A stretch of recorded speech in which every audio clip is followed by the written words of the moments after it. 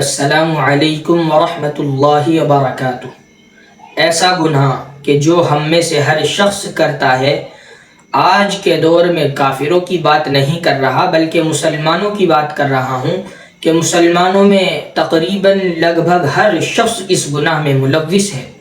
اور اس گناہ کے بارے میں آپ کو بتلا دوں کہ اللہ کے نبی صلی اللہ علیہ وسلم نے ارشاد فرمایا کہ یہ ایسا گناہ ہے کہ زنا اس کے مقابلے میں چھوٹا جرم ہے، اور یہ گناہ اگر کر لے آدمی تو زنا کے مقابلے میں یہ بڑا جرم ہے۔ ایسا کون سا گناہ ہے؟ ایسا گناہ جو ہم میں سے ہر شخص کرتا ہے اور اس گناہ کو بڑا معمولی سمجھتا ہے، بڑا چھوٹا سمجھتا ہے، کر گزرتا ہے اور بڑا چھوٹا سمجھ کر گزرتا ہے۔ وہ گناہ ہے غیبت کا، وہ گناہ ہے چغل خوری کا، وہ گناہ ہے کسی کا پیٹھ پیچھے اس کا برا تذکرہ کرنے کا، اس کی برائی کرنے کا۔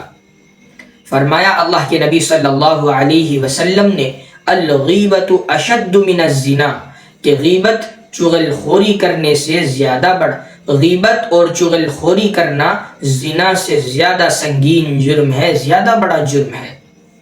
اب آپ سوچئے ہمیں اس سے کس قدر بچنا چاہیے۔ اب غیبت کہتے کسے ہیں یہ ذرا سمجھ لیجئے۔ اللہ کے نبی صلی اللہ علیہ وسلم نے خود اس کی ڈیفینیشن سمجھائی، خود اس کا مطلب سمجھایا، اس کو صحابہ کے سامنے خود سوال کر کے عرض کیا کہ اتدرون ما الغیبہ، اے میرے صحابی کیا تم جانتے ہو غیبت کہتے کسے ہیں؟ کیا تمہیں معلوم ہے غیبت کے معنی کیا ہے؟ صحابہ رضی اللہ عنہم اجمعین نے عرض کیا اللہ ورسولہ اعلم، کہ اللہ اور اس کے رسول صلی اللہ علیہ وسلم زیادہ بہتر جانتے ہیں۔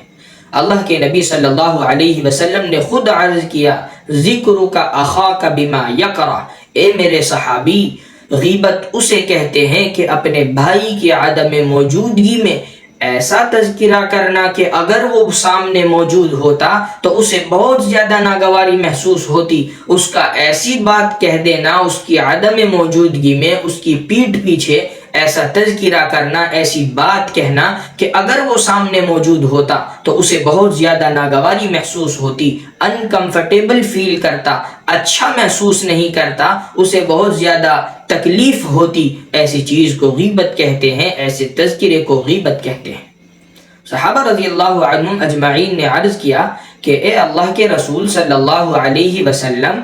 ذرا یہ تو بتائیے افرأیت ان کان فی اخی ما اقول، جو بات ہم اپنے بھائی کی عدم موجودگی میں کہہ رہے ہیں، جو تذکرہ ہم برائی کے ساتھ اپنے بھائی کا، اس کا پیٹھ پیچھے جو تذکرہ ہم کر رہے ہیں، ذرا یہ تو بتائیے کہ اگر وہ اس کے اندر موجود ہو پھر کیا ہوگا؟